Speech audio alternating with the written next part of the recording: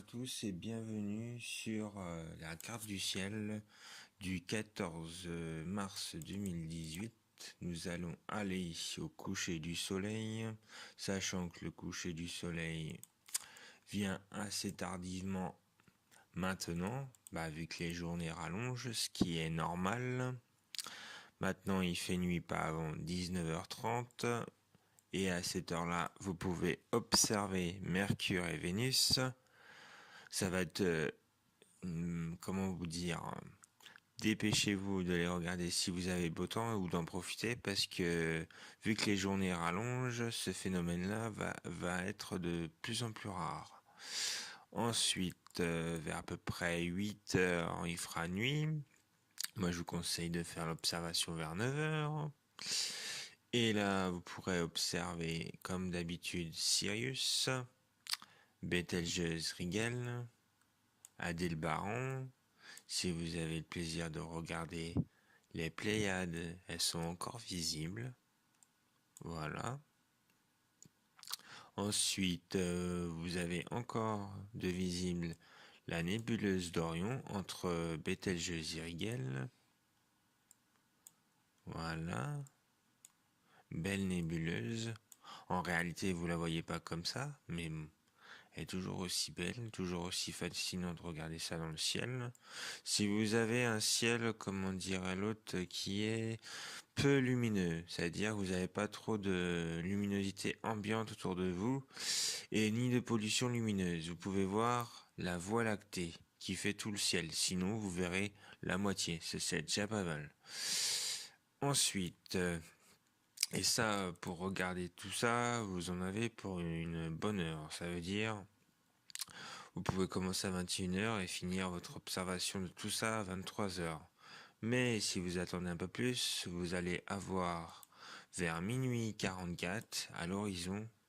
Et si vous laissez un peu la planète monter dans le ciel, à 1h41, Jupiter sera visible.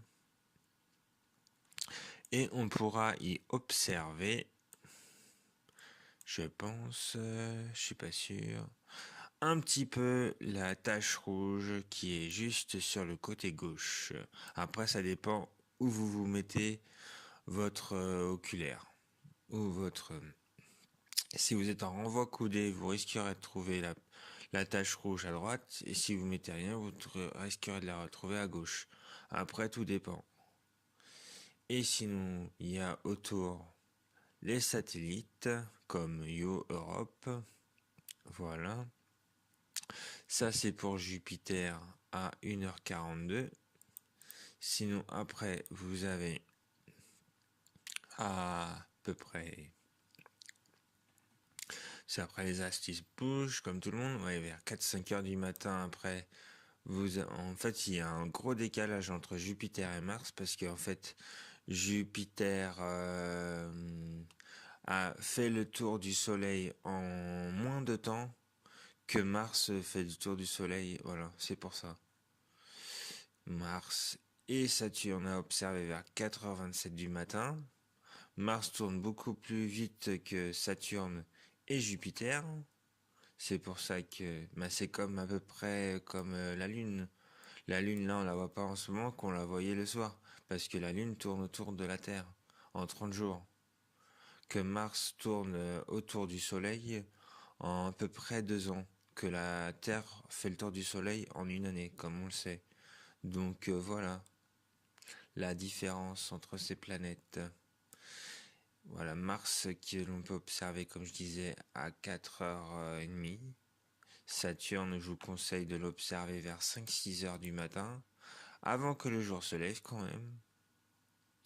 Parce que comme vous le savez, le soleil dès 6 heures du matin, il se lève. Et oui, parce que dans moins d'une semaine, nous changeons d'horaire, d'heure, pas d'horaire, d'heure.